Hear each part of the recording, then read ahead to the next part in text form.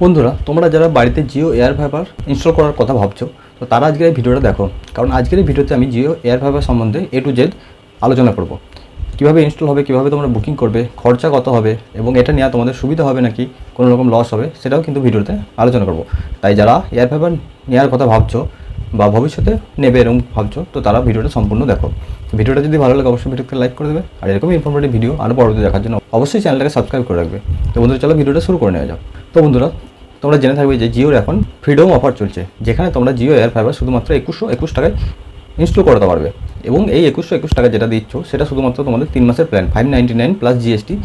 এই প্ল্যানটা হচ্ছে 3 মাসের যে প্ল্যান, সেটা হচ্ছে 2121 টাকা লাগছে, ঠিক আছে। এবং ইনস্টলেশন এবং যে সমস্ত ডিভাইস তোমাদের বাড়িতে লাগবে সেই সমস্ত ডিভাইস কিন্তু সম্পূর্ণ ফ্রিতে জিও দিচ্ছে, ঠিক আছে। তো কীভাবে তোমরা জিও এয়ার ফাইবার লাগাবে তোমাদের বাড়িতে, সেটা তোমাদেরকে এখন জানাবো। তো প্রথমত তোমাদেরকে কী করতে হবে, জিও এয়ার ফাইবার নেওয়ার জন্য কিন্তু তোমাদেরকে বুকিং করতে হবে। তো সেটা তোমরা করতে পারবে মাই জিও অ্যাপে গিয়ে। সেখানে তোমরা 50 টাকা কিংবা 1000 টাকা দিয়ে বুকিং করতে পারো। পরবর্তী যখন তোমাদের কানেকশন হবে, এই 50 টাকা যদি বুকিং করে রাখো বা 1000 টাকা যদি বুকিং করে রাখো, সেই অ্যামাউন্টটা কিন্তু মাইনাস হয়ে যাবে। এবং তোমরা যদি আমার এরিয়া থেকে যারা ভিডিও দেখছো, আমার এরিয়ার মধ্যে পাত্রসাহেব থানার মধ্যে, তারা কিন্তু এয়ার ফাইবার কানেকশন নেওয়ার জন্য অবশ্যই আমাকে সাথে কিন্তু কন্ট্যাক্ট করতে পারবে। বা যারা দূর থেকে ভিডিওটা দেখছো, তারা কিন্তু মাই জিও অ্যাপ থেকে বুকিং করতে পারবে। তো বুকিং হয়ে যাওয়ার পরে কিন্তু তোমার কাছে কল আসবে কনফার্মেশনের জন্য। কনফার্মেশন কলের পরে কিন্তু তোমার কাছে একজন আসবে, সেই এসে কিন্তু তোমার আধারটা KYC করবে এবং তোমার কিন্তু একটা ওয়ারেন্ট জেনারেট করে যাবে, ঠিক আছে। তো ওয়ারেন্ট জেনারেট হয়ে যাওয়ার পরে কিন্তু সেদিনও হতে পারে বা তোমাদের এরিয়ার ভিত্তিক এটা যেমন তোমাদের সার্ভিস পাবে সেক্ষেত্রে কিন্তু সেটা হবে। তো তোমাদের সেদিনকেও ইনস্টল হতে পারে বা কিন্তু একদিন দুদিন পরেও কিন্তু তোমার বাড়িতে কিন্তু এটা ইনস্টল হতে পারে। তো আমার ক্ষেত্রে কিন্তু আমি যেদিনকে বুকিং করছি সেদিনই ওয়ারেন্ট জেনারেট হয়েছে এবং সেদিনই কিন্তু ইনস্টল হয়েছে। এটার শুধুমাত্র কারণ হচ্ছে যেহেতু আমি একজন জিও রিটেলার আছি, সেই ক্ষেত্রে কিন্তু এটা হয়েছে। বা অন্য কোনো কাস্টমারের ক্ষেত্রে কিন্তু এটা নাও হতে পারে, একদিন দুদিন বা 3 দিন বা 7 দিন টাইমও লাগতে পারে, ঠিক আছে। বা এটা কিন্তু এরিয়া ভিত্তিকও হয়, যে এরিয়ায় যেমন সার্ভিস, ঠিক আছে।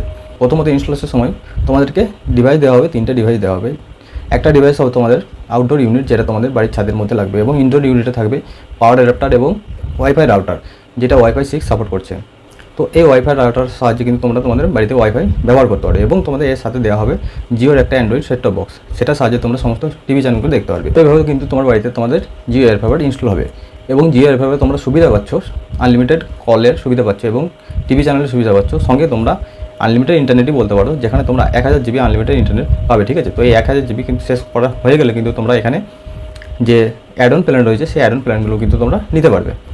তো এরপর আমি বলবো যে এয়ার ফাইবার তোমাদের নেওয়াটা ঠিক হবে কি না।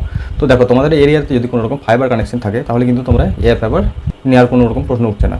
কারণ তোমাদের এরিয়াতে যদি কোনো রকম ফাইবার কানেকশন না থাকে, তাহলে কিন্তু তোমরা এই জিও এয়ার ফাইবার নিতে পারো। এখানে কিন্তু স্পিড মোটামুটি ঠিক আছে, কারণ এই 30 Mbps যে প্ল্যানটা রয়েছে 599 প্লাস জিএসটি, এখানে কিন্তু স্পিড মোটামুটি 30 Mbps পাওয়া যাচ্ছে, ঠিক আছে।